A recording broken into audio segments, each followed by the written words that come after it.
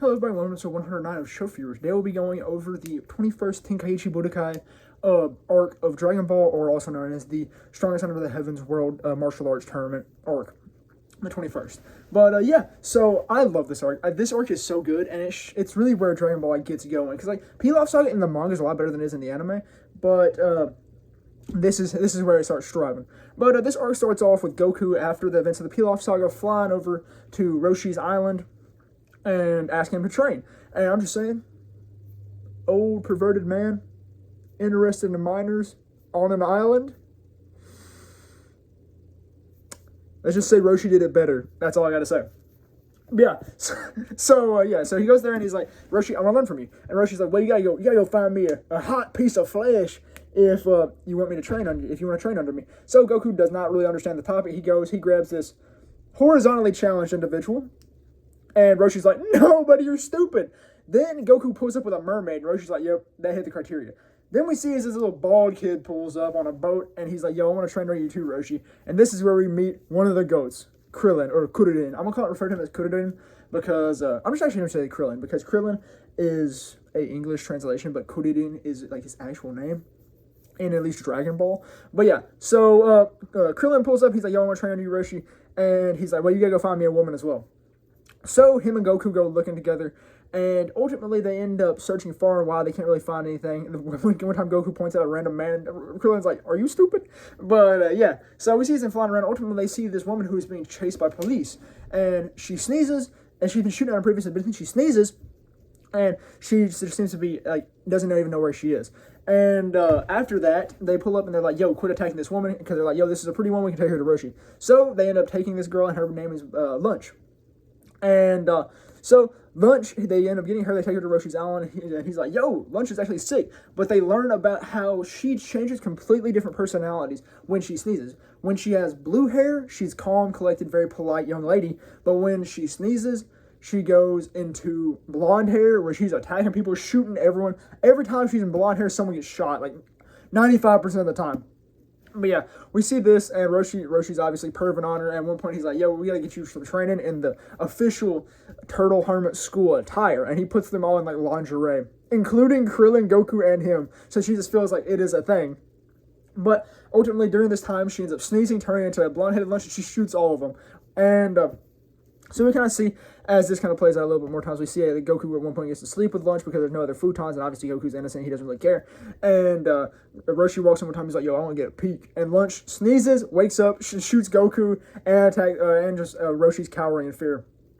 But yeah, and we actually see as Goku incapacitates Lunch, but he doesn't care, his hands do not discriminate, and when it turns to fighting. But yeah, so we see this, and then after this, their training begins.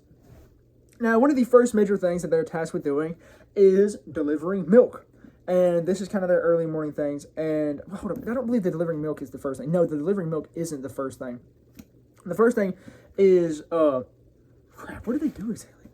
I know they go on like a brief jog and all of that, and they have a little point where Roshi goes out and throws stones that have a label on them, and whoever finds the stone gets to have a dinner while the other one doesn't. And what we see is Krillin tries to cheat and return the stone, because Goku is pure-hearted, so he doesn't try to cheat, he goes looking for it.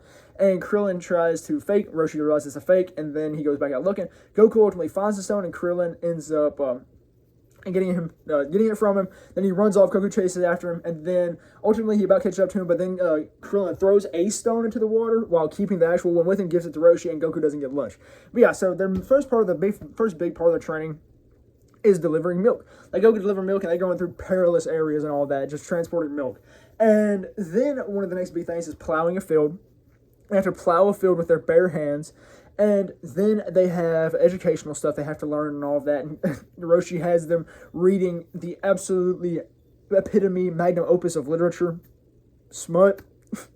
And so after this, they just kind of train, get some education. They have a resting time, and then they get to the big, like, proving of their training, and that is pushing rocks. Now, at first, Roshi's like, yo, if you push this rock, then your training is efficiently, and we can officially go into combat training.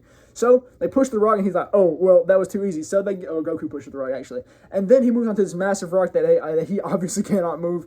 And he's like, well, once you push this rock, then I'll start training you combat stuff. So they train for a couple of months. I believe it's about somewhere between 6 and 8, I believe.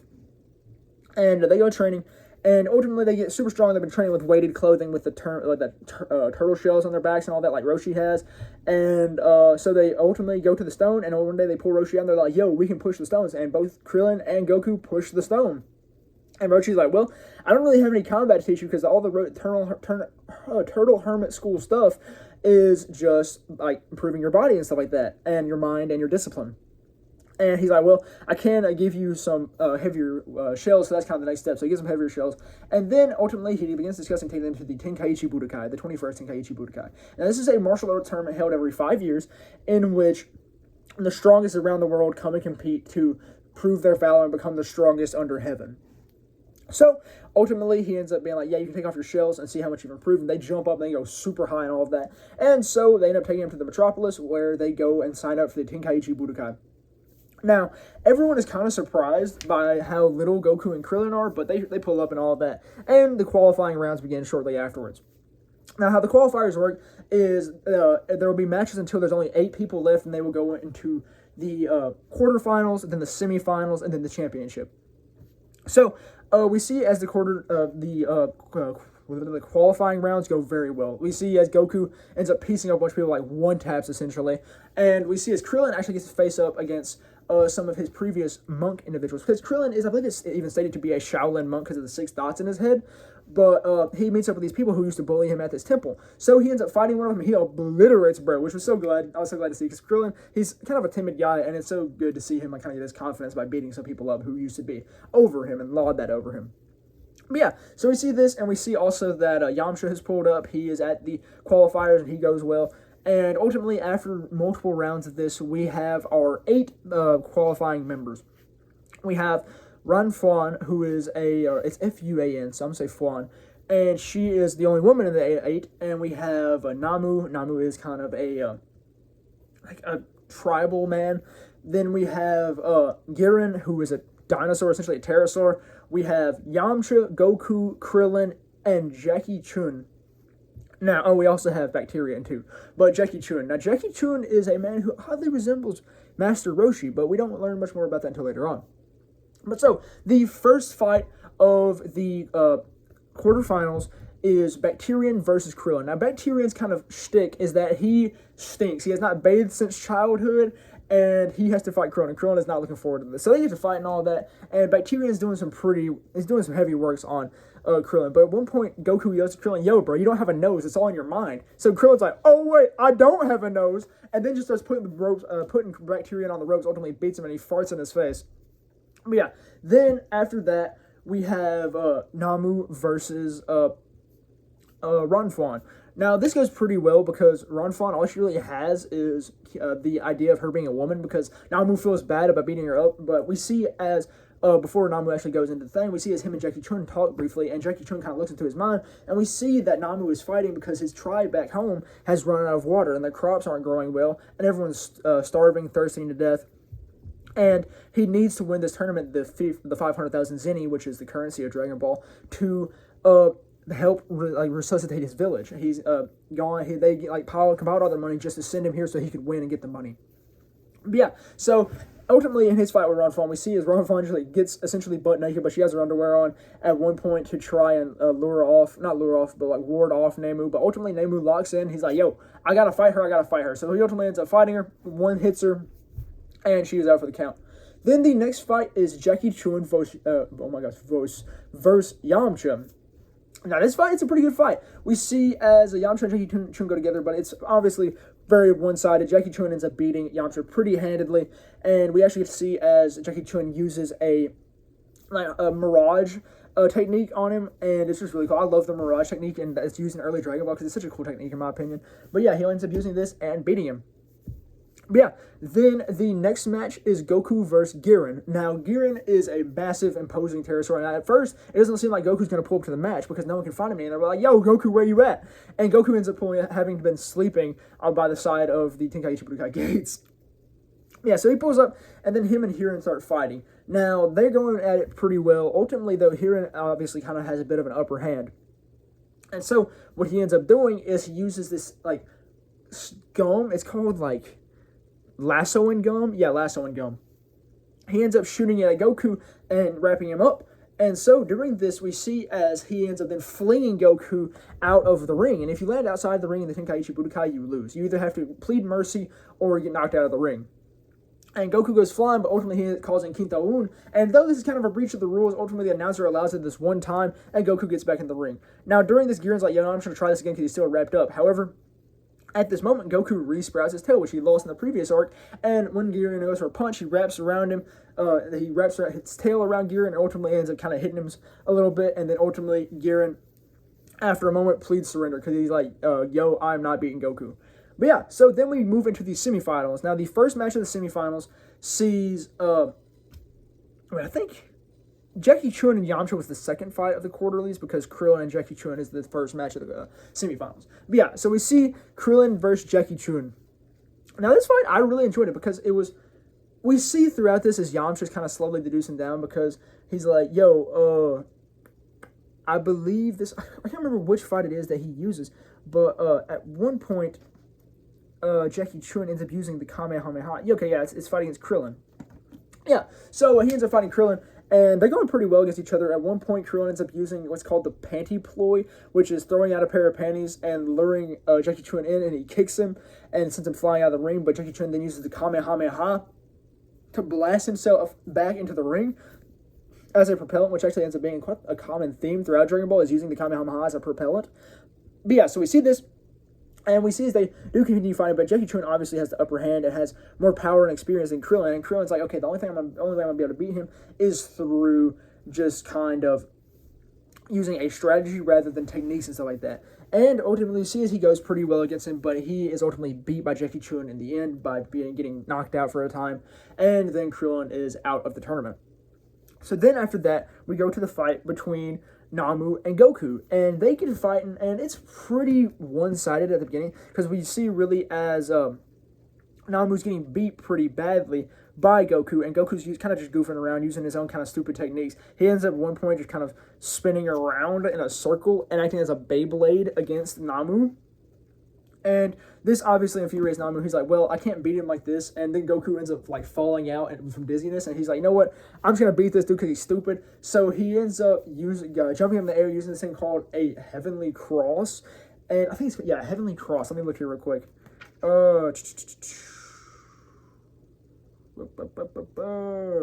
Let's see. Because he ends up jumping down Goku with this. There's nothing I can do. Yeah. 14 Yeah, Heavenly Cross. So he goes, tries to hit Goku with this. He hits it successfully right in Goku's throat. And he's like, yo, this dude's going to be out for 10 days. Goku gets up in less than 10 seconds. And so they start fighting again, and he jumps in the air for another one to hit a super one this time. Goku jumps up as well, and they start kind of fighting in the sky and all that. But ultimately, Goku gets on the ground first, and as Namu's coming down, Goku kicks bro, and he goes flying. But yeah, so after this, Namu was defeated, and he's obviously kind of upset about this because now he has failed his village, and he have to come back empty-handed. However, Jackie Chun meets up afterwards, and he's like, yo, I'm going to give you this this capsule, this empty capsule, which can contain a lot of water to go and help your village. Because Jackie Chun is a good guy. Master Roshi's a good guy at heart. He's just perverted. And ultimately, Namu's like, yo, you're actually Master Muten Roshi, aren't you? And he's like, yeah, I am, but keep it quiet. Because I'm in this tournament because I can't allow my students to win this, because if it did, it'd go to their head and they wouldn't believe there's any room for improvement, when they need to know that there's always a more strong person, or a stronger person.